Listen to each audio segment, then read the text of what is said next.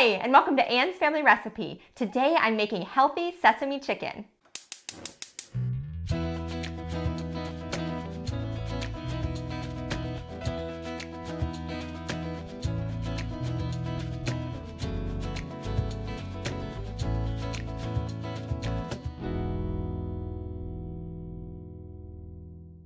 This sesame chicken recipe comes from Ellie Krieger, who had a show on Food Network years ago that I loved called Healthy Appetite. So she would take classic recipes and lighten them up. So this is my adaptation of her version of sesame chicken.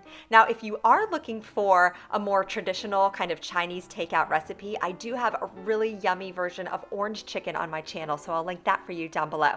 You can see here I started by chopping up half a bunch of green onions or scallions and then 3 cloves of garlic. I minced those finely. Next, I chopped up 2 large boneless, skinless chicken breasts into bite-sized chunks.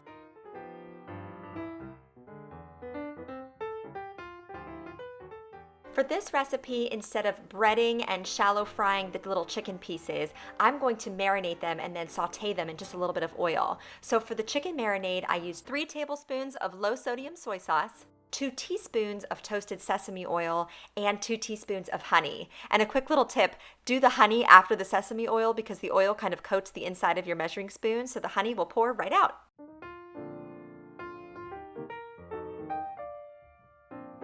So I poured the marinade into a gallon-sized Ziplock bag, added all my little chicken bites, and then removed all the air, zipped it up, and tossed it all around to coat the chicken. Then I placed this into the refrigerator just for about 20 to 30 minutes so that the chicken would take on this nice, savory flavor.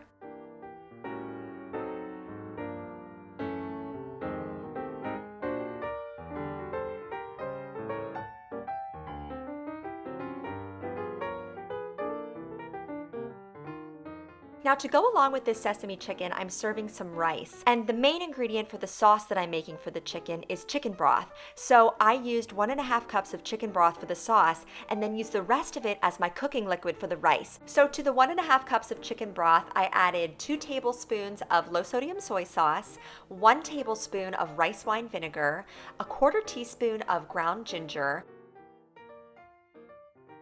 and then I added in 3 tablespoons of white sugar and a tablespoon of cornstarch, which will act as our thickening agent once the sauce hits the pan.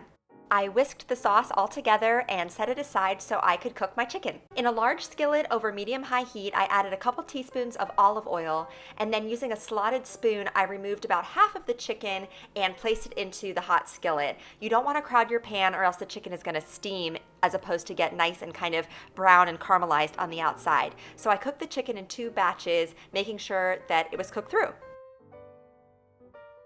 And once the chicken has cooked completely, you can chop it up into even smaller little bites. I really prefer these little bite-sized nuggets of chicken, especially because I'm serving kids. It's just easier for them to eat. It's kind of nice because it's like I'm cutting up all my kids' meat before I actually have to put it on the plate, which takes so much time when everybody's waiting hungrily at the dinner table. It's already done for you. Next, all my chicken has been removed to a plate, so I wiped out the inside of my skillet and added another couple teaspoons of olive oil. And to that, I added most of my green onions, all of the white parts and then about half of the green parts, along with the chopped up garlic and a little sprinkling of red pepper flakes. Then I gave my sauce another whisk to redistribute that cornstarch and poured it in while stirring so that it would heat up quickly and start to thicken, and also to avoid any lumps in my sauce. So after just a couple of minutes, the sauce started to thicken, and I added in 2 more teaspoons of the toasted sesame oil.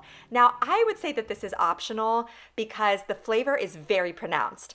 I think the sesame oil in the marinade for the chicken is enough to get that sesame flavor, but if you really want to kind of bring it home, you can add this additional 2 teaspoons. That's totally up to you. But then I added in all my cooked chicken, stirred it around to coat it in this beautiful, tasty sauce, and then to garnish this, I used the remaining green parts of the scallions and a sprinkling of sesame seeds.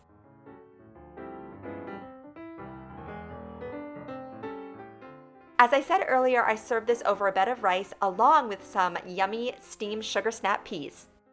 Don't forget to subscribe to my channel, follow me on Instagram at Anne's Family Recipe, and give this video a thumbs up if you liked what I made here today. Thank you so much for joining me here in my kitchen, and I'll see you again soon with another family recipe.